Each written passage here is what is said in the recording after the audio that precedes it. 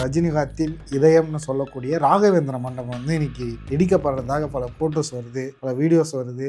இன்னைக்கு அதை இடிக்கப்படுறது எப்படி சார் பார்க்கறது? ரஜினியோடைய அந்த ராகவேந்திரா கல்யாண மண்டபம் இடிக்க போறாங்கிறது ஒரு பெரிய ரசிகர்களுக்கு மிகப்பெரிய ஒரு வருத்தத்தை கொடுக்கும். ரஜினி ரசிகர்களுக்கு குறிப்பா அந்த கல்யாண மண்டபத்தை மிக விரைவில் இப்போ ஆடி மாசம் நடந்துகிட்டு இருக்கு. ஆடி மாசம் முடிஞ்சோன்னா பார்த்தீங்கன்னா அந்த கல்யாண மண்டபத்தை முழுசா இடிச்சிட்டு அங்கே ஒரு மல்டி ஸ்டோர் காம்ப்ளெக்ஸ் 1.25 கிரவுண்ட் அப்படின்னும் போது ஒரு பெரிய ஏரியாவில் பெரிய காம்ப்ளெக்ஸ் கட்ட முடியும். இடத்த வாங்கி ஒரு 10 வருஷம் கேப்ன்றது ரஜினி சாருக்கு ஏற்பட்டுச்சு. அந்த இடத்துல வந்து நிறைய சட்ட சிக்கல்கள், அந்த இடம் வந்து இன்னொருத்தருக்கு சொந்தமானது, ரஜினி ஃபோர்ஜரி பண்ணியை வாங்கிட்டாருன்னு பல செய்திகள் வந்துட்டு இருந்துச்சு.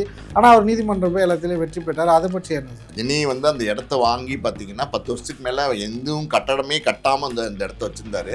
அந்த நேரத்தில் பார்த்தீங்கன்னா மனோகரன் ஒருத்தர் வந்து பார்த்தீங்கன்னா அது என்னோட இடம், என்னுடைய பூர்வீக இடம் அப்படின்னு சொல்லி ஒரு வழக்கெல்லாம் ரஜினி மேலே தொடுத்தாரு. ஒரு 500 கோடி ரூபா சொத்து, அது இடமே வந்து 500 கோடி ரூபா சொத்துங்கிறாங்க. இப்போ மாலா கட்டிட்டாங்கன்னு வச்சுக்கோங்க, கிட்டத்தட்ட எத்தனையோ 1000 கோடி சொத்தா மாறிடும். 2000 கோடி சொத்தாவோ இல்லை 2500 கோடி சொத்தாவோ கூட மாறுறதுக்கு வாய்ப்பு இருக்கு. அப்படி இருக்கும்போது அதுதான் சொத்து பெருகும். ஆனால் வந்து இந்த பழைய விஷயம் அப்படின்னும் போது பழையதை வந்து சில நேரத்தில் வந்து நம்ம கழிச்சிட்டு தானே போக வேண்டியிருக்கு. குறைவான கட்டணத்தில் ஜார்ஜியாவில் மருத்துவம் பயில வாய்ப்பு. உலகத்தரம் வாய்ந்த யூரோப்பியன் யூனிவர்சிட்டி இன் ஆஃபிஷியல்ஸ் நேரில் சந்தித்து அட்மிஷன் மற்றும் ஸ்காலர்ஷிப் பற்றிய முழு விவரங்களை அறிந்து கொள்ளுங்கள். அறம் நாடு நேயர்களுக்கு அன்பு வணக்கம். இன்று நம்முடன் இணைந்திருப்பவர் தயாரிப்பாளர் பாலாஜி பிரபு அவர்கள். சார் வணக்கம். சார் வணக்கம். சார், ரஜினிகாந்த் அவர்களின் ஒரு கனவு இடம், ரஜினிகாந்தின் இதயம்னு சொல்லக்கூடிய ராகவேந்திர மண்டபம் வந்து இன்னைக்கு இடிக்கப்படுறதாக பல ஃபோட்டோஸ் வருது, பல வீடியோஸ் வருது, பல தகவல்கள் வருது. ரஜினியோட இதயம் அப்படின்னு ஒரு ரஜினியோட ரசிகர் கூட ஒரு பேட்டி கொடுத்துருந்தாரு. அந்த மாதிரி ஒரு ராகவேந்திர மண்டபம் ஒரு லேண்ட்மார்க்கு புகழ், அந்த காலத்தில் கொடிகட்டி பறந்த இடம் ரஜினி ரசிகர்களாக பேசப்படுது. இன்றைக்கி அதை இடிக்கப்படுறது எப்படி சார் பார்க்குறது?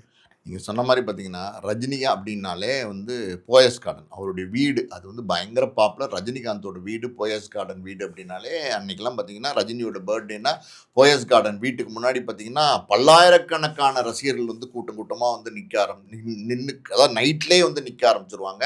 காலையில் வந்து ரஜினிகாந்தெல்லாம் பார்த்தீங்கன்னா பால்கனிலேருந்து கை காமிப்பார் அந்த காலத்துல எல்லாம். அப்போ ரஜினியுடைய தரிசனத்தை பார்த்ததுக்கப்புறம் தான் வந்து ரசிகர்கள் வந்து கலைஞ்சு போவாங்க.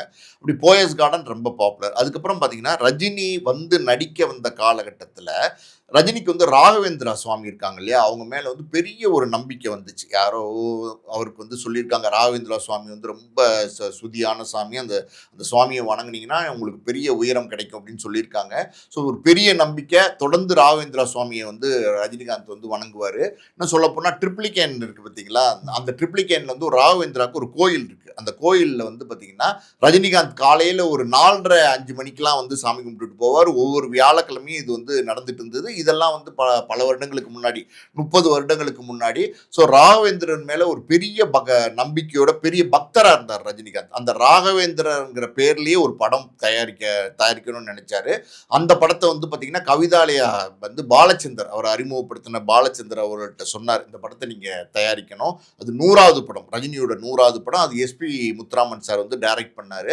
அப்போ ரஜினிகாந்த் சொன்னார், இது வந்து ஒரு சாமி படம், இதில் உங்களுக்கு வந்து பெருசாக வியாபாரமாகல, இந்த படம் ஓடலை, நஷ்டம் ஏற்பட்டால் அந்த நஷ்டத்தை நான் ஈடுகட்டுறேன் அப்படின்னு சொல்லி தான் பாலச்சந்தர் வந்து அந்த படத்தை தயாரிக்க சொன்னார்.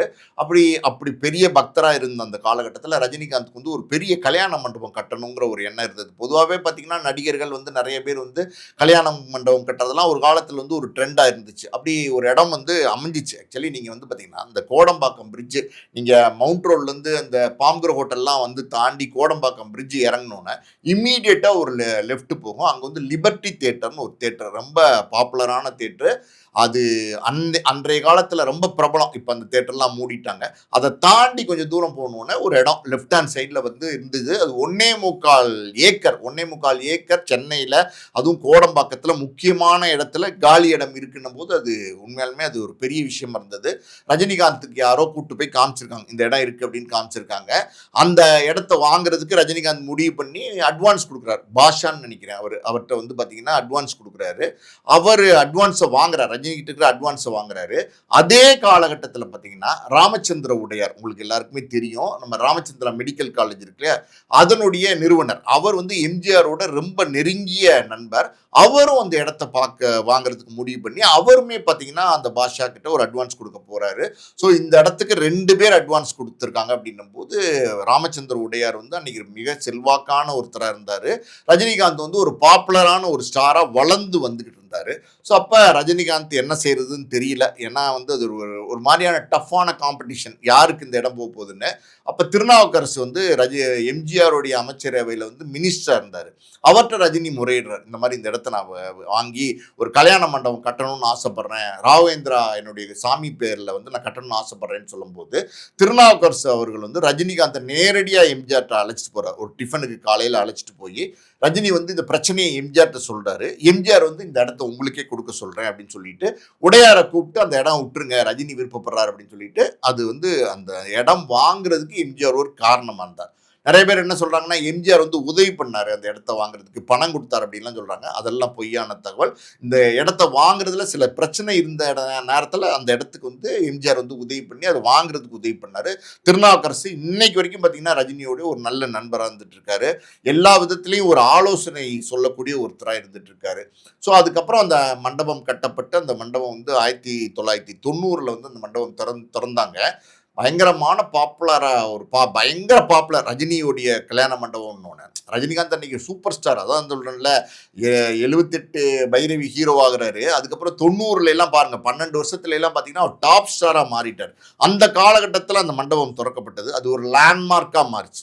பொதுவாக பார்த்தீங்கன்னா லேண்ட்மார்க்னு சொல்லுவாங்க, அந்த மாதிரி அது ஒரு லேண்ட்மார்க்கா மாறிச்சு. அது லேண்ட்மார்க்னா என்னன்னா, நீங்க ராயப்பேட்டால பார்த்தீங்கன்னா அஜந்தான்னு ஒரு ஹோட்டல் இருந்துச்சு. ரொம்ப பழைய ஹோட்டலு, ரொம்ப பிரமாதமான வெஜிடேரியன் ஹோட்டலு.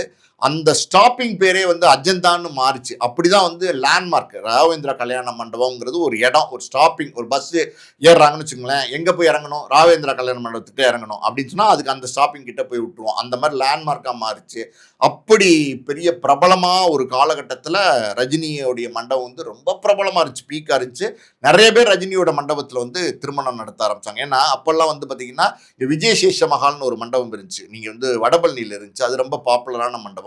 அதுக்கப்புறம் பெரிய மண்டபங்கள் வந்து ரொம்ப கம்மியாக இருந்தது. அப்போ ரஜினியோட மண்டபம் ஒரு பெரிய மண்டபமாக பார்த்தாங்க. ரஜினியோட மண்டபம்னு கூடுதலாக வந்து அந்த மண்டபத்தில் கல்யாணம் நடத்தணும்னு ஆசைப்பட்டு நிறைய பேர் அட்வான்ஸ் கொடுத்து தொடர்ந்து வந்து கல்யாணங்கள், ஒரு நாள் கூட கேப் இல்லாமல் பார்த்தீங்கன்னா ராகவேந்திரா கல்யாண மண்டபம் வந்து பயங்கர பிஸியாக, அதாவது பேக் டு பேக் வந்து கல்யாணம் நடந்துகிட்டு இருக்கும். அப்படி ஒரு பிஸியான கல்யாண மண்டபமாக ராகவேந்திரா கல்யாண மண்டபம் இருந்தது. இன்னைக்கு வரைக்கும் இருந்துகிட்டு இருக்கு. இப்பயும் ராகவேந்திரா கல்யாண மண்டபம் அப்படின்னா அதுக்கு நிறைய சிறப்புகள் இருக்கு.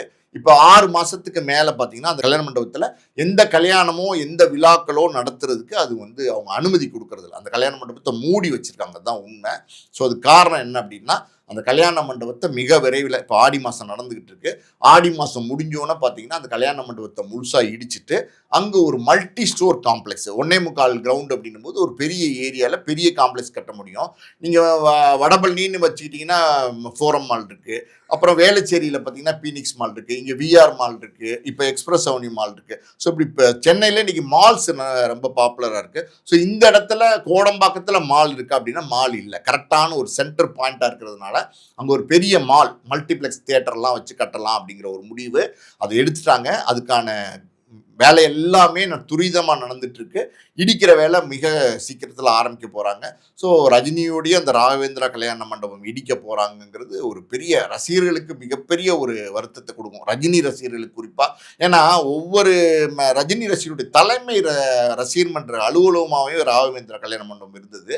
ரஜினி பார்த்தீங்கன்னா அவர் ரெஸ்ட் எடுக்கிறது, அவர் போய் மீட்டிங் பேசுறது எல்லாமே ராகவேந்திரா கல்யாண மண்டபத்தில் தான் வச்சிருப்பார். ராகவேந்திரா கல்யாண மண்டபத்துக்கு வந்துருங்க, ஆஃபீஸ் தான் சொல்லப்போனால், ஒரு ஆஃபீஸ் மாதிரி தான் அவர் வச்சுருந்தாரு. ஸோ அதை இடிக்க போகிறாங்க அப்படிங்கிறது ஒரு வருத்தமான ஒரு விஷயம்தான். அதான் 1980 வாங்கின மண்டபம் 1990 தான் கட்டப்படுது. ஒரு இடத்த வாங்கி ஒரு 10 வருஷம் கேப்புன்றது ரஜினி சாருக்கு ஏற்பட்டுச்சு. அந்த இடத்துல வந்து நிறைய சட்ட சிக்கல்கள், அந்த இடம் வந்து இன்னொருத்தருக்கு சொந்தமானது, ரஜினி ஃபோர்ஜரி பண்ணி வாங்கிட்டாருன்னு பல செய்திகள் வந்துட்டு இருந்துச்சு. ஆனால் அவர் நீதிமன்றம் போய் எல்லாத்துலேயும் வெற்றி பெற்றார். அதை பற்றி என்ன சார்? இல்லை, ரஜினி வந்து அந்த இடத்த வாங்கி பார்த்தீங்கன்னா 10 வருஷத்துக்கு மேலே எதுவும் கட்டடமே கட்டாமல் அந்த இடத்த வச்சுருந்தாரு. அந்த நேரத்தில் பார்த்தீங்கன்னா மனோகரன் ஒருத்தர் வந்து பார்த்தீங்கன்னா அது என்னோட இடம், என்னுடைய பூர்வீக இடம் அப்படின்னு சொல்லி ஒரு வழக்கெல்லாம் ரஜினி மேலே தொடுத்தாரு. அந்த வழக்கெல்லாமே பார்த்தீங்கன்னா நீதிமன்றத்தில் வந்து ரஜினி வந்து சந்திச்சார். அதெல்லாம் ஒரு சவாலான ஒரு காலகட்டம். அதில் அந்த அந்த வழக்கெல்லாம் சந்தித்து ரஜினி வந்து ரஜினி அந்த வழக்கில் வந்து வெற்றி கண்டுட்டாரு. அதுக்கப்புறம் தான் மண்டபத்தை கட்டினாங்க. நீங்கள் சொன்ன மாதிரி பார்த்தீங்கன்னா அந்த மண்டபம் வந்து ஒரு லேண்ட்மார்க்னு நான் முதல்ல சொன்னேன் இல்லையா, அந்த மண்டபத்தில் பார்த்தீங்கன்னா அது எல்லா விதமான ரஜினியோடைய அந்த விழாக்கள் எல்லாமே, ரஜினியோட விழாக்கள் எல்லாமே அந்த மண்டபத்தில் பண்ணுவார். ரஜினி முக்கியமான ஆலோசனைகள்லாம் கூட அந்த மண்டபத்தில் தான் பண்ணுவார். குறிப்பாக ரொம்ப ஸ்பெஷலாக சொல்லணும் அப்படின்னா சிவாஜி படம், அது வந்து பார்த்தீங்கன்னா எல்லாருக்குமே தெரியும். சங்கர் டைரக்ட் பண்ணார். ரஜினி முதல்ல சங்கர் டைரக்ஷன் நடித்தார். அந்த படம் வந்து ஓகே ஆயிடுச்சு. முழுசாக சங்கரை எல்லாம் பார்த்து ஏவிஎம் சரவணன் ஓகே பண்ணிட்டாரு. அதை அந்த தகவலை சொல்கிறதுக்கு ரஜினி கிட்ட போகிறார். இந்த மாதிரி வந்து ஓகே ஆயிடுச்சு சார் அப்படின்னு சொல்கிறாரு. இப்போ ரஜினி வந்து பார்த்தீங்கன்னா திடீர்னு கேட்டார், எனக்கு ஒரு அட்வான்ஸ் கொடுங்க, எல்லாம் ஓகே ஆயிடுச்சு, சந்தோஷம், நல்ல செய்தி, அட்வான்ஸ் கொடுங்க அப்படின்னு கேட்டார். அந்த நேரத்தில் பார்த்தீங்கன்னா ஏவிஎம் சரவணன் செக் புக் எதுவுமே எடுத்துகிட்டு போகல. என்னடா பண்ணுறது, ரஜினி சார் அட்வான்ஸ் கேட்குறாரு அப்படின்னு சொல்லிட்டு கையில் வந்து பார்த்தீங்கன்னா 100 ரூபா இருந்திருக்கு. பக்கத்தில் அவர் பையன் இருந்திருக்காரு. அவர்கிட்ட வந்து ஒரு ரூபா காயின் இருக்கா அப்படின்னு கேட்டு அந்த 101 ரூபா தான் வந்து பார்த்தீங்கன்னா சிவாஜி படத்துக்கு அட்வான்ஸாக ஏவிஎம் சரவணன் கொடுத்தாரு. அந்த மண்டபத்தில் தான் அது நடந்தது. அது ஏவிஎம் சரவணன் சாரே பல இடங்களில் பதிவு பண்ணியிருக்காரு. என்ன அப்படின்னா அந்த 101 ரூபா வாங்கினார் இல்லையா, அந்த 101 ரூபாய்க்கு அப்புறம் வந்து ரஜினிகாந்த் வந்து அந்த படம் முடிகிற வரைக்கும் காசே வாங்கிக்கல, எதுவுமே வாங்க மறுத்துட்டார். படம் முடிஞ்சு உங்களுக்கு லாபம் வந்தால் மட்டும் எனக்கு காசு கொடுங்கன்றது வந்து ஏவிஎம் சரவணன் சார்ட்ட சொல்லிட்டாரு.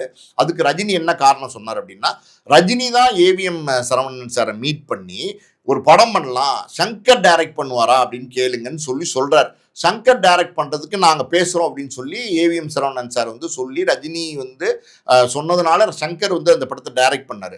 ரஜினி நான் சொல்லி தான் அந்த ப்ராஜெக்டே டிசைன் ஆகிருக்கு, அதனால் அதில் லாபம் வந்தால் தான் எனக்கு வந்து முழு பணத்தை நான் வாங்கிக்குவேன்னு சொல்லி அந்த 101 ரூபாயோடு அந்த படத்தை நடித்து முடிச்சு கொடுத்தாரு. அதில் லாபம் வந்ததுக்கப்புறம் தான் அந்த படத்தினுடைய காசை வந்து சம்பளத்தை வந்து ரஜினிக்கு வந்து கொடுத்தாங்க. இந்த மாதிரி நிறைய விஷயங்கள். ரஜினி வந்து பார்த்திங்கன்னா அண்ணாமலைன்னு ஒரு படம் எடுத்தார். அந்த அண்ணாமலைங்கிற படத்தில் வந்து பார்த்திங்கன்னா 9 பேருக்கு உதவி பண்ணார். நிறைய பேருக்கு, நலிந்த தயாரிப்பாளர்களுக்கு, பன்றி பாயிலிருந்து வி.கே. ராமசாமியிலிருந்து தயாரிப்பாளர் கலைஞானம் அவர்களுக்கு பல பேருக்கு உதவி செஞ்சார். அந்த நேரத்தில் பைரவி படத்தில் ரஜினிகாந்தை முதல்ல ஹீரோவாக அறிமுகப்படுத்தின டைரக்டர் அப்படின்னும் போது எங்கள் அப்பா டைரக்டர் எம் பாஸ்கரையும் கூப்பிட்டு விட்டுருந்தாரு. அப்பா அங்கே தான் போய் ராவேந்திர கல்யாண மண்டபத்தில் தான் போய் பார்த்தார். பார்த்தப்ப பார்த்தீங்கன்னா இந்த மாதிரி ஒரு படம் பண்ணுறேன் சார், 10 பேருக்கு உதவி செய்கிறேன் அப்படின்னு சொன்னார். அந்த உதவியை அப்பா ஏற்றுக்கல. அன்னைக்கு வந்து அப்பா வந்து அதை மறுத்துட்டாரு. ஆனால் அந்த சம்பவம் அங்கே தான் நடந்தது. இன்னொரு சம்பவம் எப்படின்னா 1995 வந்து விஷ்ணு படத்தினுடைய பூஜை நாங்கள் போடுறோம். அப்போ எஸ்.ஏ. சந்திரசேகர் சார் சொன்னார், இந்த மாதிரி ரஜினி சார் வந்தால் நல்லாயிருக்கும் அப்படின்னு பூஜை தொடங்கி வைக்கிறது, குத்துவிளக்கு ஏற்றி வைக்கிறதுக்கு. அப்போ நானும் அப்பாவும் ராவேந்திர கல்யாண மண்டபத்துக்கு தான் அப்பாயின்மெண்ட் வாங்கி போகிறோம். அங்கே தான் ரஜினி சாரை பார்த்து சொல்கிறோம், இந்த மாதிரி ஒரு படம் தொடங்குறோம், நீங்கள் வந்து குத்துவிளக்கு ஏற்றி வைக்கணும்னு. அவர் உடனே வந்து பார்த்தீங்கன்னா நான் வரேன் அப்படின்னு சொல்லி அந்த படத்தினுடைய பூஜைக்கு, விஷ்ணு படத்தினுடைய பூஜைக்கு ரஜினி சார் வந்து குத்துவிளக்கு ஏற்றி வச்சார். அந்த சம்பவம் அங்கே தான் நடந்தது. ஸோ ரஜினியை பொறுத்த வரைக்கும் பார்த்தீங்கன்னா பல அரசியல் மீட்டிங்கோ இல்லை ஆலோசனைகளோ எதுவாக இருந்தாலும் அங்கே தான் பண்ணுவார். அதே மாதிரி நிறைய சினிமா ஆலோசனைகள் எல்லாமே வந்து ராகவேந்திர கல்யாண மண்டபத்தில் தான் பண்ணுவார். அவர் ரெஸ்ட் எடுக்க போகிறது, கொஞ்சம் ரிலாக்ஸ்டாக இருக்கிறது எல்லாமே ராகவேந்திர கல்யாண மண்டபத்தில் தான். அவருக்குன்னு ஒரு ஸ்பெஷலான ஒரு ரூம் அங்கே இருக்குது. ரொம்ப எக்ஸ்க்ளூசிவான ரூம், ஏசிலேருந்து எல்லா வசதியும் அதில் இருக்கும். அங்கே ரெஸ்ட் எடுப்பார், நிறைய பேரை மீட் பண்ணுவார். இதெல்லாம் வழக்கமாக வச்சுருந்தார். ரஜினி அரசியலுக்கு வருவாரா அப்படின்னு ஒரு காலகட்டம் இருந்தது. 96 வந்து ரஜினி ரொம்ப பரபரப்பாக பேசப்பட்டார். இந்த ஆட்சி மீண்டும் வந்தால் இறைவனால் கூட வந்து பார்த்தீங்கன்னா மக்களை காப்பாற்ற முடியாதுன்னு சொன்னார். ஜெயலலிதாவை எதிர்த்து தைரியமாக குரல் கொடுத்தார்ல, அப்போல்லாம் ரஜினி அரசியலுக்கு வருவார். பரபரப்பாக இருந்துச்சு, பயங்கர பரபரப்பாக இருந்துச்சு. மூப்பனார்லேருந்து பல பேர் வந்து பார்த்தீங்கன்னா ரஜினி அரசியலுக்கு வர சொல்லி நிர்பந்தப்படுத்தினாங்க அந்த நேரத்தில். அப்போ எல்லாம் பார்த்தீங்கன்னா வால் போஸ்ட் ஃபுல்லாகவே ராவேந்திர கல்யாண மண்டபத்தை நீங்கள் இப்படி கடந்து போகும்போது பார்த்தீங்கன்னா ஃபுல்லாகவே ரஜினியோட வால் போஸ்ட் தான். ஒவ்வொரு படம் ரஜினி படம் ரிலீஸாக இருந்தாலும் அந்த வால் போஸ்ட் அந்த செவரில் இருக்கும். அரசியல் பற்றி ஏதாவது ரஜினி பேசினாலும் உடனே வந்து பார்த்தீங்கன்னா ஒரு கட்சி ஆஃபீஸ் மாதிரி தான் இருக்கும். ஆமாம், இப்போ விஜயகாந்த் ரஜினிகாந்த் எப்படி வந்து இங்க மண்டபத்தை கேப்டன் ஆலயம்னு. கேப்டன் ஆலயமா இன்னைக்கு இருக்கு இல்லையா, அது மண்டபம் தானே, அதுதானே கட்சி ஆபீஸா ஆமா. இருந்துச்சு தேமுதிகவோடது. அதே மாதிரி வந்து ரஜினி கட்சி ஆபீஸ் ஆரம்பிச்சிருந்தாருன்னா நிச்சயமா வந்து ராகவேந்திரா கல்யாண மண்டபம் தான் ஒரு கட்சி ஆபீஸா இருந்திருக்கும், மெயின் ஹெட் ஆஃபீஸாக இருந்திருக்கும். Main head office. ஆமா, 1.25 ஏக்கர் அதுல கல்யாண மண்டபம், அது பெரிய கார் பார்க்கிங்ல இருந்து எல்லாமே இருக்கும்போது அதுதான் கட்சி ஆபீஸா இயங்கி இருக்கும். அது ரஜினி கட்சி ஆரம்பிப்பான்னு பெருசா எதிர்பார்த்தாங்க. ரஜினி வந்து நிச்சயமா அரசியலுக்கு வருவார், நிச்சயமா வந்து போட்டியிடுவாருங்கிற ஒரு பெரிய எதிர்பார்ப்பு ரஜினி ரசிகர்களுக்கு இருந்தது. அதனால அந்த அந்த இடம் வந்து பாத்தீங்கன்னா ஒரு பெரிய லேண்ட்மார்க். அதாவது யாரா இருந்தாலும் சரி அந்த ராகவேந்திரா கல்யாண மண்டபத்தை மறக்கவே முடியாது, யாரா இருந்தாலும் அது கடந்தே போக முடியாது. அப்படி எல்லாருமே கோடம்பாக்கத்துக்கு போகணும் அப்படின்னா இப்பெல்லாம் நோ என்ட்ரி வேற பண்ணியிருக்கான், அந்த லிபர்ட்டி தியேட்டர் வழியா தான் போய் போகணும் அப்படின்னும் போது அந்த ராகவேந்திரா கல்யாண மண்டபம் யார் கண்ணிலையும் படாம இருந்திருக்காது. இன்னொரு விஷயம் சொல்றேன் கேளுங்க, ஆரம்பத்துல ரஜினி பீக்ல இருக்கும்போதெல்லாம் பாத்தீங்கன்னா வெளியில இருந்து அந்த மண்டபத்தை போட்டோ எடுப்பாங்க. இங்க யாராவது வெளியூர்ல இருந்து வராங்க, ஆமா ஆமா. அப்போ அண்ணா சமாதி, எம்ஜிஆர் சமாதிக்கு எல்லாம் போறாங்கல்ல, அந்த மாதிரி பாத்தீங்கன்னா ராகவேந்திரா கல்யாண மண்டபத்துக்கும் போவாங்க. ஒரு கூட்டம் வேன்ல போய் இறங்கி நிக்கிறது, பஸ்ல போய் இறங்கி நிக்கிறது, ரஜினியோட கல்யாண மண்டபம், ரஜினியோட கல்யாண மண்டபம் அண்ணாந்து நின்று வேடிக்கை பார்க்கறது, வெளியில இருந்து போட்டோ எடுக்கிறது, இதெல்லாம் வந்து அந்த காலத்துல வந்து ரொம்ப அதான் சொல்றேன், அவ்வளோ வந்து பாப்புலரா இருந்த இடம்.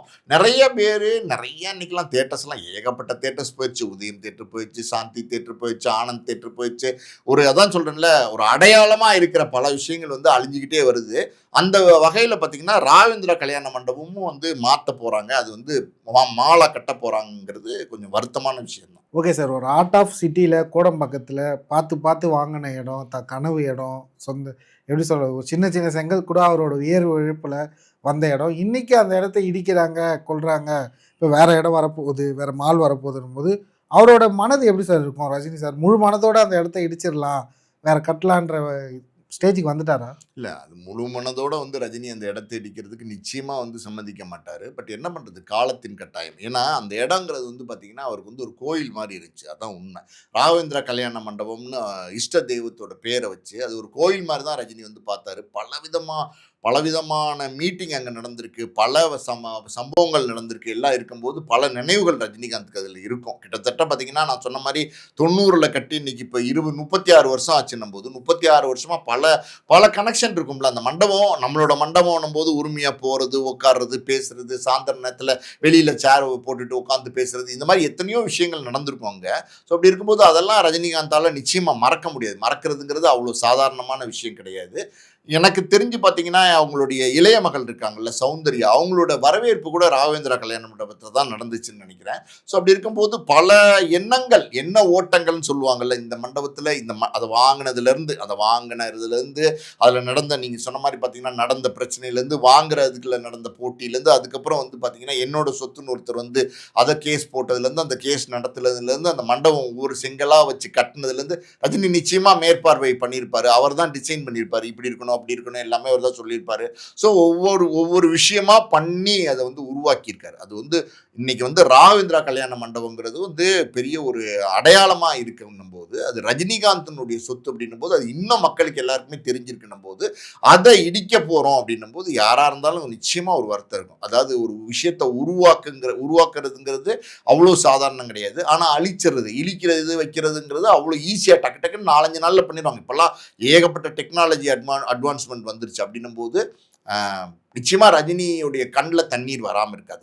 அதை நினைச்சு அவர் ஏங்காமல் இருக்க மாட்டார். அந்த நினைவுகள்லாம் அவரை வந்து பாதிக்காமல் இருக்காது. அப்படின்னும் போது காலத்தின் கட்டாயம்னு ஒன்று இருக்கு இல்லையா, எல்லாமே மாற்றத்துக்கு உட்பட்டது தான். அதனால் வந்து இன்னைக்கு கல்யாண மண்டபம்லாம் பெருசாக போனி ஆகிறது இல்லை.